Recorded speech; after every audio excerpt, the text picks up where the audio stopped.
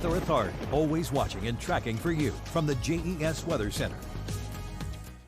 St. Patrick's Day is coming up, so it's fitting on our picture of the day. We are featuring a rainbow. Don't know if there was a pot of gold at the end of it. This photo taken in Rural Retreat, and we really appreciate the viewer for sending it in. And if you want to be our picture of the day, you can share your photos via email, social media, or the pin it feature on our weather app. A big change in the temperatures following our most recent cold front. You might have remembered the rain and storms that came through the area during the evening. Now on the backside, we are seeing the temperatures really drop. 17-degree drop in Lynchburg compared to this time yesterday. 15-degree drop in South Boston. It's a 13-degree drop in Roanoke. The drop in temperatures is even more severe if you live in the New River Valley. The temperatures this morning in the 30s for those in the NRV. Further to the east, we are still holding on to the 40s, about 43 in Roanoke, 45 in the Hill City, and then we're in the upper 40s in Danville and South Boston. Does look like the temperatures are going to be recovering as we go into the later stages of this morning, the midday and the afternoon. I think most of us peak in the 50s for highs today, about 58 for the high in Roanoke. You can see mostly cloudy skies to start the day,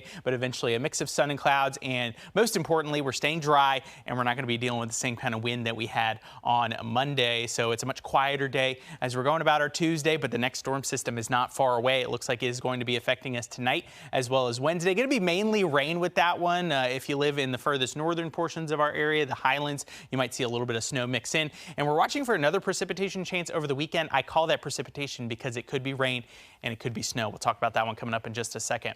Okay, here's a look at Future Tracker. You can see where our cold front is currently located, well to the east of the area. High pressure out to the west is going to be replacing the front as our dominant weather maker for today, and that's really what's going to be keeping our weather pretty quiet. But you start to see that next storm system coming into view down to the southwest. As that one pushes closer to us, it's going to send some moisture our way. We start to see the rain overnight tonight and into the early part of your Wednesday. See a little bit of blue on the map indicating that possibility for a little bit of wet snow for those northern locations. Eventually, the low is going to be moving out to the east as we go into the afternoon, and that's going to allow our temperatures, or rather the rain to move out, and eventually we see generally pretty quiet weather as we go into Thursday. Friday looking pretty quiet as well. There's going to be another cold front that moves into the area on Saturday. That one's going to bring a pretty good chance of precipitation. The cold air is going to be chasing the moisture, so kind of up in the air still whether we see rain or snow. Of course, we will keep you updated as that front gets a little bit closer to us.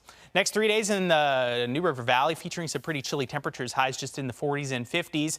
Best chance of precipitation over the next 3 days in the Highlands going to be coming on Wednesday, and it could be pretty wet for hump day in Southside as well. I think we're going to see the temperatures warming up through Thursday and Friday, peaking at about 63 for the final day of the work week in the Lynchburg area. Next best chance of rain, maybe some snow coming in on Saturday, and it's going to be pretty chilly there with a high of just 44 in Roanoke. We'll send